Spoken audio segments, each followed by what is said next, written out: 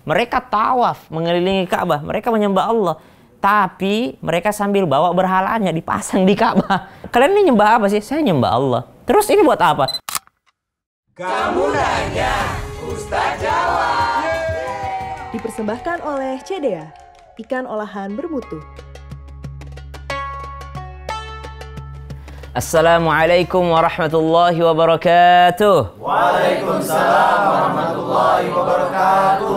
Bismillah, walhamdulillah, wassalatu wassalamu ala rasulillah, la hawla wa la quwwata illa billah, wa ba'd. Teman-teman sekalian, Masya Allah, tabarakallah, alhamdulillah ala kulli hal, kita menjalankan ibadah Ramadan, kita menjalankan amaliyah Ramadan. Biasanya bukti bahwa kita menjalankan amaliyah Ramadan, biasanya waktu saya SD dulu, saya membutuhkan tanda tangan imam dan penceramah. Nggak tahu kalau zaman kalian kali ya. Kalau saya dulu masih ngejar itu bukti bahwa ikutan taraweh. Itu bukti bahwa dia ikutan ini. Ada buktinya, ada tanda tangan penceramahnya. Subhanallah. Namun kita di dunia ini bukan hanya ingin bukti duniawi. Kita juga pengen bukti akhirat. Nah, apakah ibadah kita diterima atau tidak? Apakah ibadah kita ini sudah sah di mata Allah atau tidak? Nah, berbicara tentang ibadah, saya rasa kita semua punya pertanyaan. Namun saya khusus untuk menunjuk mungkin salah satu di antara teman-teman yang mau bertanya masalah ibadah Ramadan kita ini. Nah, silahkan. Saya Ustadz, mau nanya dong. Kamu nanya, Ustaz jawab dong. Nama saya Muhammad Zainal Mutakin, asal dari Bogor. Jadi gini Ustadz, kan sebagai seorang muslim, kita pasti pengen masuk surga dengan... Kalau udah muslim, dalam keyakinan kita pasti masuk surga. Silahkan. Nah, bagaimana sih caranya agar kita dalam beribadah bisa diterima dan kita bisa masuk surga? Subhanallah. Cita-cita kita semua ujung-ujungnya adalah masuk jannah, ya, Jannatul Firdaus insyaallah. Ma'a Rasulillahi sallallahu alaihi wasallam, bersama dengan Rasulullah. Tapi ketahuilah, semua yang la ilaha illallah Muhammadur Rasulullah pasti masuk surga. Harus kita yakini, kita imani bahwasanya passwordnya masuk surga, kata Nabi SAW, miftahul jannah la ilaha illallah. Kalau udah la ilaha illallah, tidak ada Tuhan selain Allah, udah pasti itu masuk surga. Cuma ada yang transit dulu. Ya, cuma ada transit di neraka dulu. Ya, sama kalau kita perjalanan biasa, pesawat gitu ya.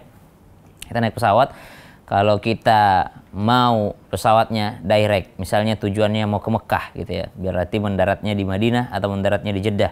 Kalau kita pengen dari Jakarta ke Madinah pengennya langsung ke Madinah, nggak pakai transit, biasanya tiketnya lebih mahal.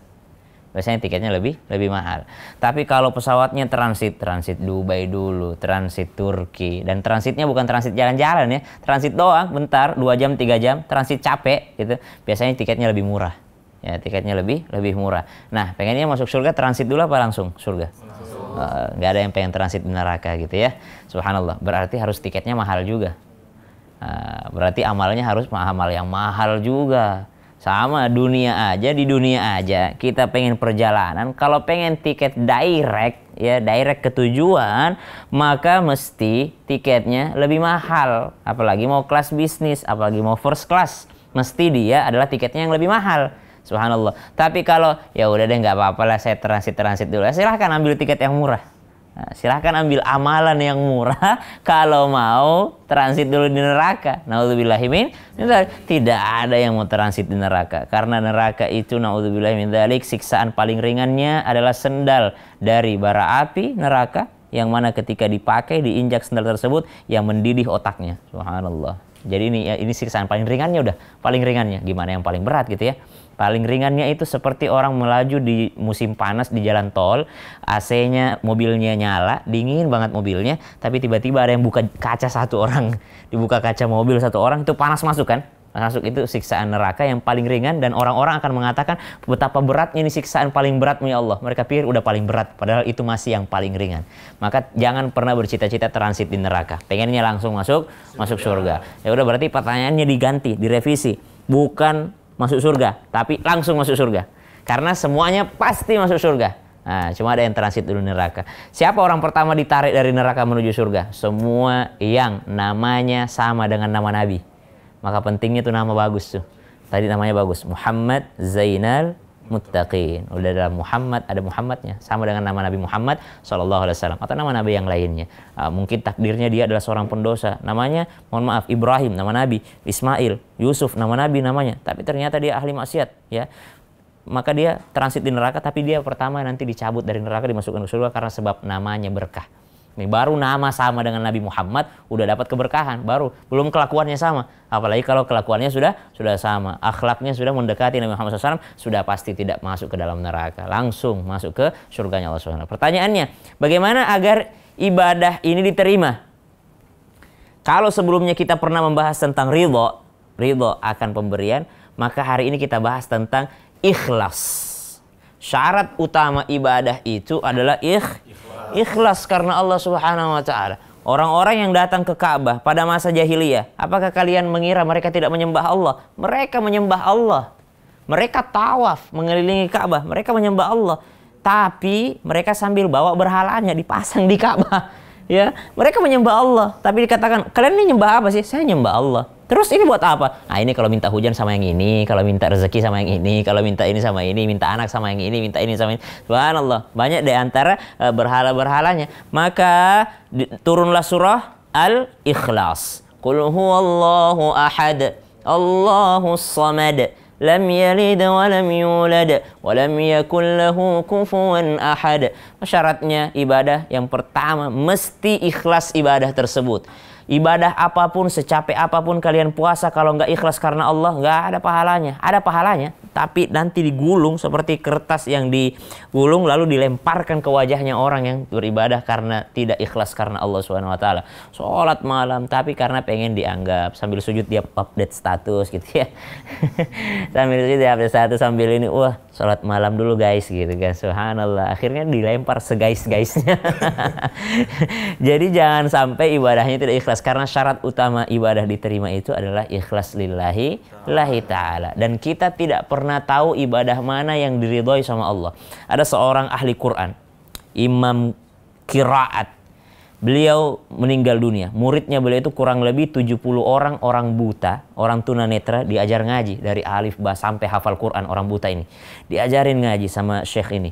Akhirnya meninggal dunia. Salah seorang muridnya bertanya ketika melihat gurunya dalam mimpinya, karena kan namanya ruh ini dikendalikan sama Allah. Bisa saja kita bertemu orang yang sudah meninggal dunia dalam mimpi kita.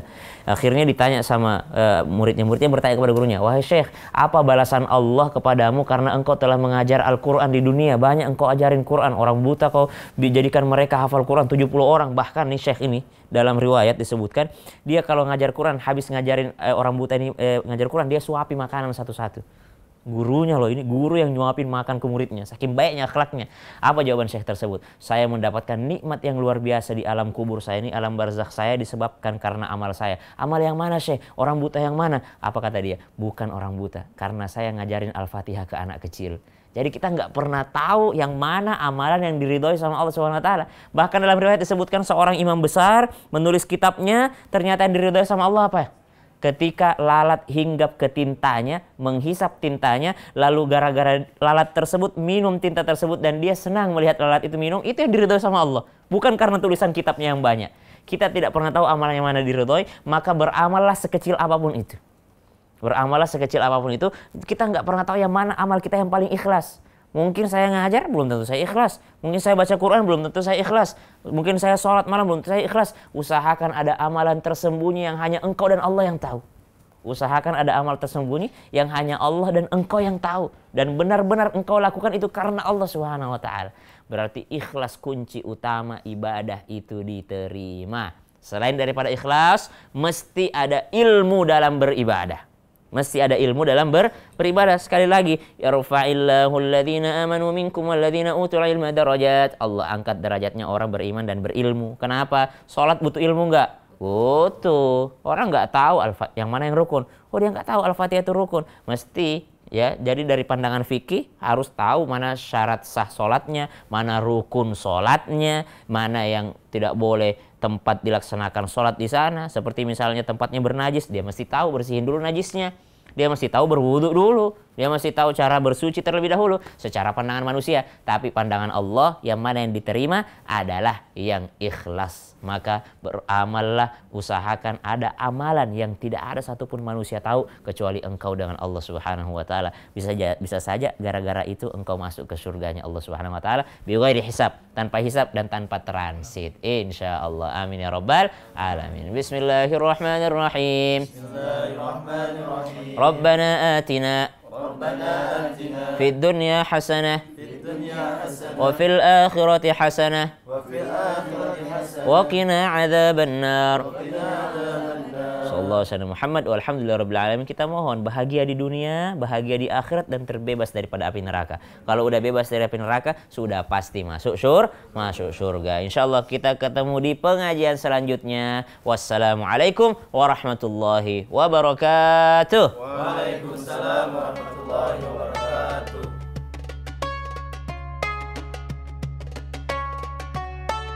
Kamu nanya, Ustaz jawab.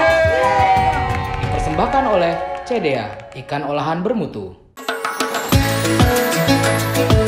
Berjumpa lagi dengan saya Chef Muto di Kreasi Resep CDA. Kita langsung goreng crab flower nugget, enaknya bikin nage. Kita olesi di sini saus teriyaki dan kita kasih mayones, selada keriting, keju, bawang bombay, tomat, crab flower nugget.